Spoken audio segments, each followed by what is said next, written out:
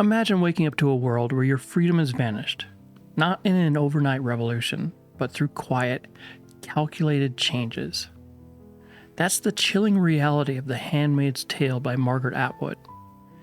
What makes this story so unsettling is not that it's pure fiction. Every law, punishment, and injustice in Gilead is rooted in real historical practices. Atwood herself called it speculative fiction because it reflects what's already happened. Atwood's brilliance lies in blending historical truths with a dystopian vision of the near future. This isn't just a warning, it's a mirror reflecting the fragility of the freedoms we often take for granted. But this book isn't just about gender oppression, it's about power, how it's gained, maintained, and resisted. The chilling genius of Atwood's storytelling is how it draws you into a reality that is both alien and uncomfortably familiar.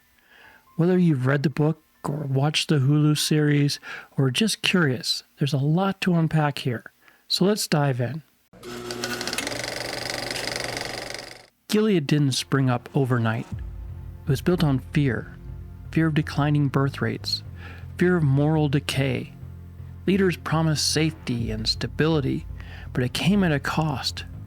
People accepted small changes, women losing access to their bank accounts, their jobs, their autonomy.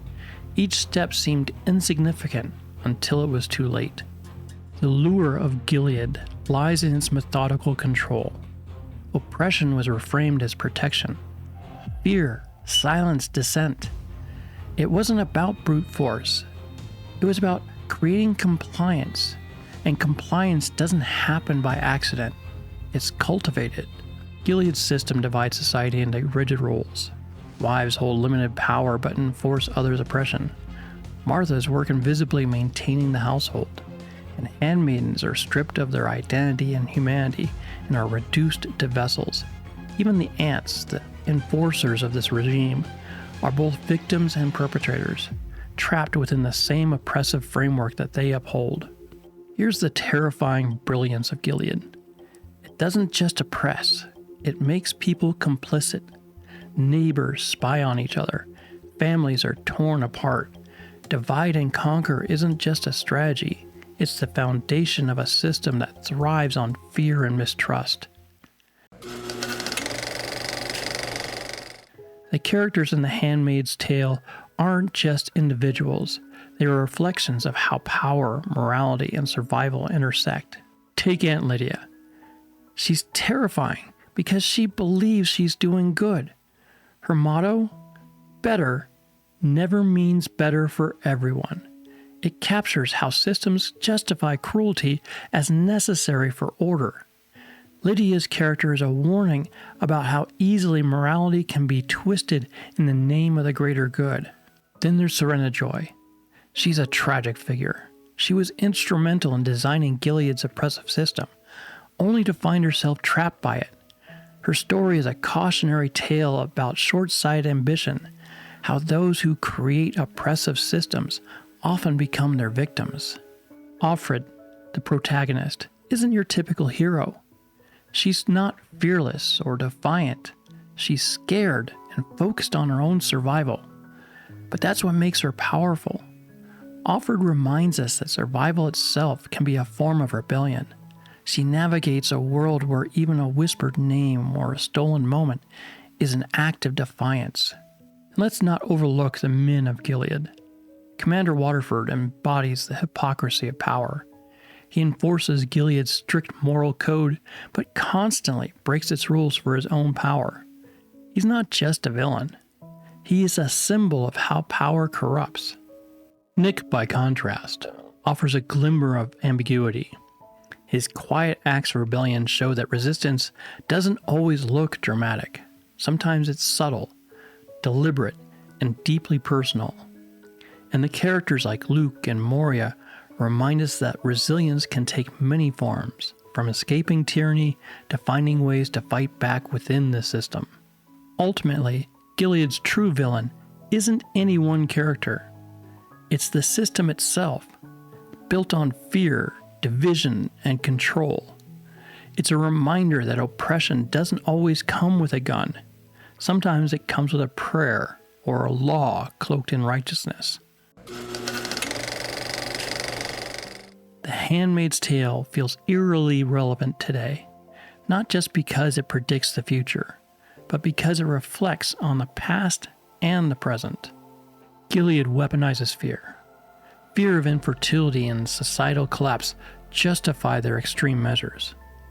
We see echoes of this today in debates about safety versus freedom, in laws passed under the guise of morality, and in the deep divisions that fracture societies. One of the most haunting parts of the book is when Offred reflects on how changes came so gradually that no one fought back. Sounds kind of familiar. It's easy to overlook small erosions of freedom until they've added up to something unrecognizable. But here's the thing. Just as Gilead relies on complicity, it's also vulnerable to resistance. Every whispered name, every stolen glance, every act of kindness creates cracks in the system. Hope exists in those cracks. It always does. And history shows us even the smallest acts of defiance can build momentum for change. The most unsettling question posed by The Handmaid's Tale isn't, could this happen?